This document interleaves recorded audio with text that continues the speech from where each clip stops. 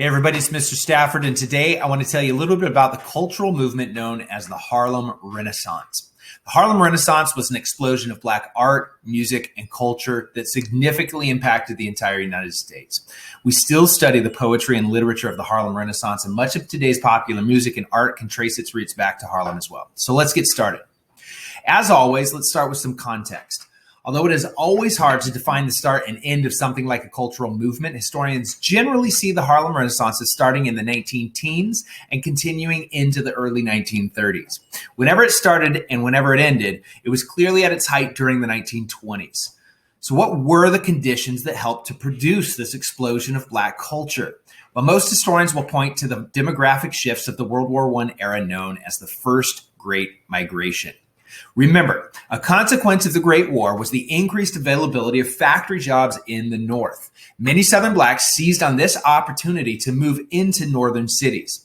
As they moved north, these Black migrants were almost universally forced to live in segregated neighborhoods. This was not always the result of segregation laws, but often of cultural norms.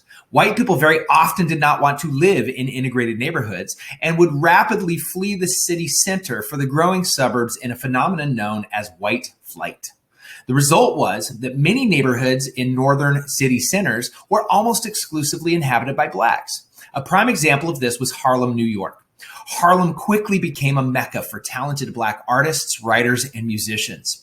It was as if 300 years of oppression and repression exploded in the nightclubs and galleries of Harlem as Black Americans created a unique brand of art and music that told their story in their voice.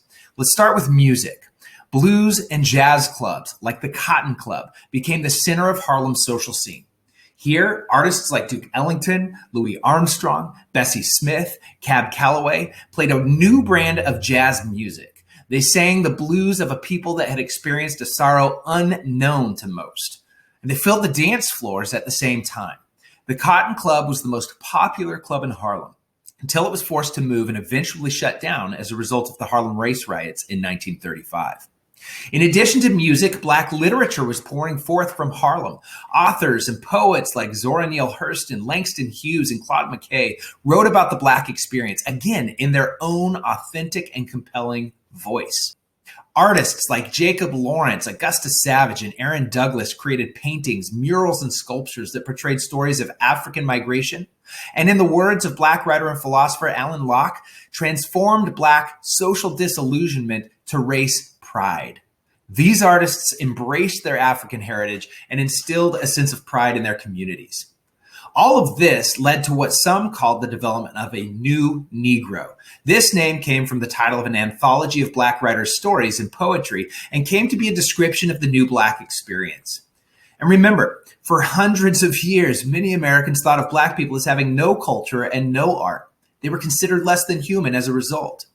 And what we see in the Harlem Renaissance is really a bursting forth of that Black art and culture that had been suppressed by American systems of oppression for hundreds of years. And now the time has come for Black Americans to become the people that they have long imagined themselves to be.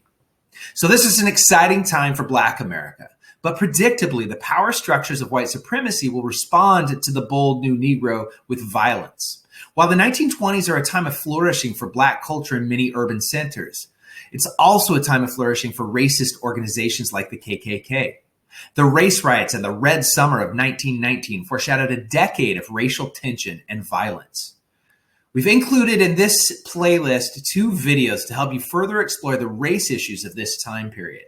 So after watching this video, I want you to watch those other videos as well. The first video is going to describe the causes and consequences of the Red Summer in Chicago over just about 100 years ago.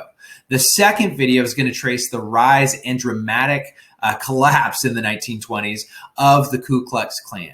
Please watch both of these videos in addition to our lecture videos and be prepared to discuss them in class. Also, notice that some of these videos that we've included make a really good history in the headlines type connection between what's happening today with these issues and what has happened in the past. All right. Well, thanks for watching, and I look forward to seeing you in class.